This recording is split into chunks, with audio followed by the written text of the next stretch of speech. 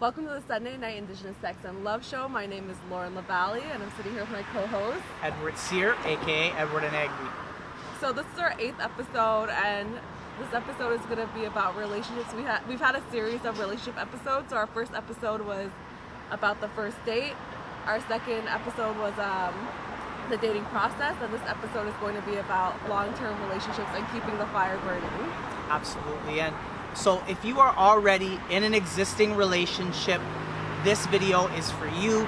We want to give some tips and some ideas on how to keep that relationship alive and keep it not just alive, but evolving and growing. And so the first aspect that we really want to lean into is that courtship is never done. And so what that essentially means is that when we get into a relationship, we should still be treating our partners with the same level of ambition and excitement and integrity of when we first started dating. So that means still going out on frequent dates, still being polite, still treating our relationships as if though we are not actually in them is something that's like they're super brand new. Yeah, like it's something that's super beneficial for relationships. So another way to keep that courtship going is having the romance ongoing. So planning romantic dates and planning romantic getaways is a way to maintain that courtship for your relationship, to ensure that the fire is still burning. Right.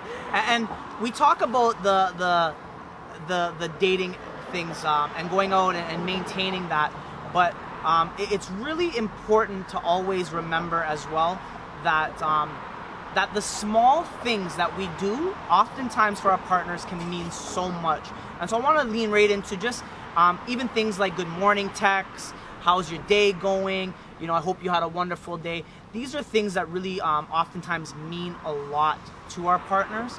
And me and Lauren we were talking amongst the community as well. Yeah. And one of the biggest relationship killers is comfortability. When we get too comfortable in our already existing relationships, we stop putting effort into our appearance, we stop putting effort into courting our partner, and we stop doing the things that essentially made our partners attracted to us initially. Yeah. So another relationship killer that we were talking about was also ego. So ego is a big factor in what kills long-term relationships. People tend to prioritize themselves instead of looking at it like a partnership. And you know, people should put themselves first and they should love themselves first. But when you're in a relationship, it's a two-way street, right? Like, you got to consider both parties and ensure that you're loving that person as much as you're loving yourself when you're in a long-term relationship. You know, you guys are a unit. You're a package now. Absolutely. And I think that's a big problem that you know that happens is once we get into a relationship with somebody and we get into a fight, we're so quick to protect our egos and to protect our identity and our pride and our self-esteem. And I often say it doesn't matter who's right or wrong. Being together is more important for myself than it is to be right. So I want to offer those words of wisdom that were offered to me by an older person who has a lot more relationship experience than I did. And he often would say to me, you know what, being together is more important than being right. And so oftentimes we engage in these confrontations with our partner and we're so focused on being right and winning the argument. But at the end of the day, when we're in love and we have two people who are apart, who's really winning if you're not together? So the best way to win is to stay together. And another relationship killer we were talking about was jealousy, because jealousy can become really toxic. Like jealousy is normal to feel in long-term relationships, but it can become very toxic, and it can become such a huge turn-off for people in relationships. So, and it can just also be such a big strain on a relationship, and you know, it's a definitely a sign of insecurity and our fear. And I think when we're in a relationship, feeling those feelings, as what Lauren said, is okay. But how we behave when we feel jealous or insecure is what's not okay.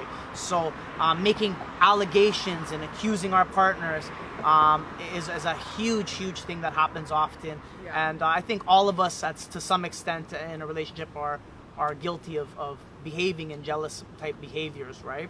Yeah, it's just important to be mindful of when you are jealous, because once again, it is normal, but the steps of taking, of how to process that jealousy, and how to approach your partner about your jealous feelings and communicating about it. Well, and especially too when you're first in a relationship, you're dating, so you're not as emotionally involved. But once you get into a relationship, we start to become a little bit more territorial, and we start to really know that our feelings are so strong for this person. And so this is a way that we view as protecting ourselves, and once again protecting our ego, because we don't want our partners cheating on us or interacting with someone else that might make us feel less than. So it's really important that if you're going to be in a relationship, to develop a strong essence of trust in that relationship. Yeah, trust is key. And how we do that is by having a good relationship. If our relationship's not good, that's a lot of times when we start to get jealous, possessive, and insecure, because we feel like that relationship is slipping through our fingers. And so that's why we want to make this video, to talk about things you can do to continue to have that really special, magical relationship you deserve. Yeah. And so we're also going to talk about sex, because sex is a really important aspect. Hey, more sex of talk. Long-term relationships. So I think the major thing in regards to sex when it comes to long-term relationships is having evolving sex. So growing with your partner sexually. So what that means is being open to communication and compromise to doing new things in the bedroom. Absolutely. Or sometimes not in the bedroom. Sometimes not in the bedroom. So what to say, you could start incorporating role play into your sex. You could start incorporating sex toys.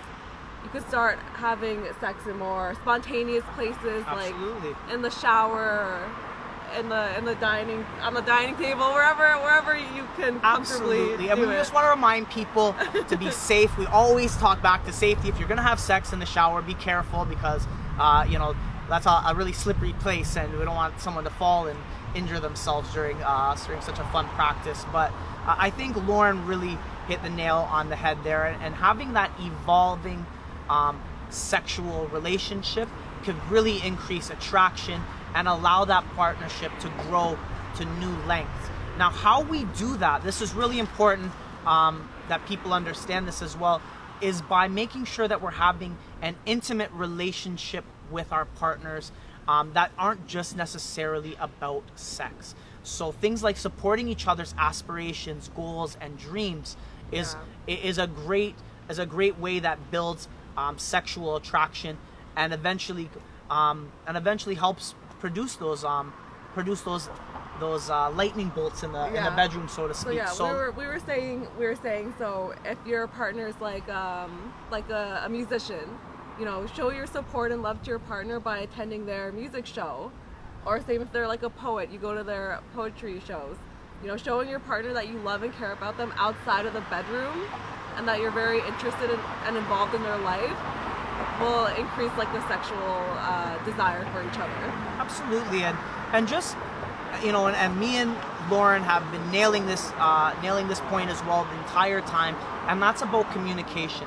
Having strong communication with our partners, talking to them, interacting with them, because a lot of times when people feel intimately connected, they feel more open to have sexual relations with their partner, because they feel that there's a connection there that's not just based on sex. And we have so many, especially with social media and advertisements, so much emphasis is placed on sex, and not enough is being placed on the actual relationship aspect. And if you're going to be with someone, this essentially becomes like your best friend. Mm-hmm. You're sharing your body, you're sharing your goals, your dreams, your aspirations, your whole life, and you're sharing such intimate aspects of yourself. So we want to make sure that you're still having regular communication. Another thing that we talked about is having relationship goals put into place. And so things like planning a vacation together. Yeah. Now you both have something to look forward to, something to be excited about, something to tell your friends about, and that is a clear indication that the relationship is growing and getting more substance. Yeah. It could be, buying a house together. It could be getting a dog together. It could be, you know, just a common goal that you guys share will enhance the bond between the two of you and bring you guys closer and make the relationship prosper and grow, and you'll feel the growth and you'll appreciate each other more.